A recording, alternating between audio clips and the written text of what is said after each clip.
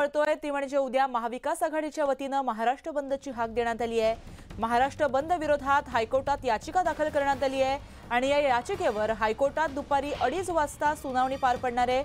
Doctor Gunratna सदावर्तेंसह इतरांनी बंदाविरोधात याचिका दाखल केली आहे। महाविकास आघाडीनं विधानसभा निवडणुका लक्षात घेता हा बंद पुकारल्याचा आरोप त्यांनी केलाय। बंदमुळे शाळा, महाविद्यालय, रुग्णालय यांच्यासह सर्वसामान्य जनता भरडली जाणार असल्याचा आक्षेपही त्यांनी घेतल्याचं कळतंय।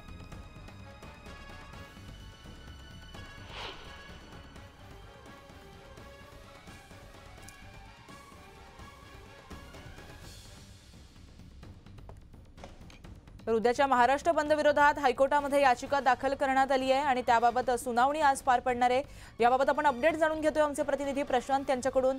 प्रशांत, उद्याच्या बंदच्या बाबत जी याचिका दाखल करण्यात आली आहे त्यावर तातडीची सुनावणी आज घेतली जाणार आहे असं कळतंय, काय अपडेट आहे?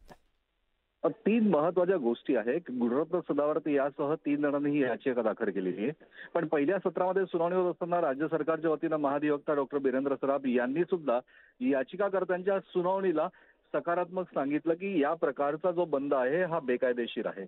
मग जर हा संप बेकायदेशीर आहे असं सुप्रीम कोर्टाची गाईडलाईन आहे तर तुम्ही आमच्याकडे येण्याचं कारण काय, हायकोर्टानं हा सवाल विचारला। पण या सगळ्या विषयामध्ये 2 महत्वाच्या गोष्टी हायकोर्टानं स्पष्ट केल्या की सर्वसामान्यांना होणारा त्रास हा जो तुमचा त्यातला मुद्दा आहे, या मुद्द्याच्या आधारावरच आम्ही सुनावणी घेऊ। पण कोणत्याही प्रकारचे राजकीय आरोप, कोणत्याही प्रकारच्या राजकीय भाष्य जर का याचिकेत करणार असाल तर ते मान्य नाहीये, अशा प्रकारची तंबी सुद्धा याचिकाकर्त्यांनी दिली। आज दुपारी 2:30 वाजता या याचिकेवर तातडीची सुनावणी घेण्याचं हायकोर्टाचं न्यायमूर्ती देवेंद्र कुमार उपाध्याय जे मुख्य न्यायाधीश आहे आणि न्यायमूर्ती अमित बोरकर या दोघांच्या द्विसदस्यीय खंडपीठाने निश्चित केलेलं आहे।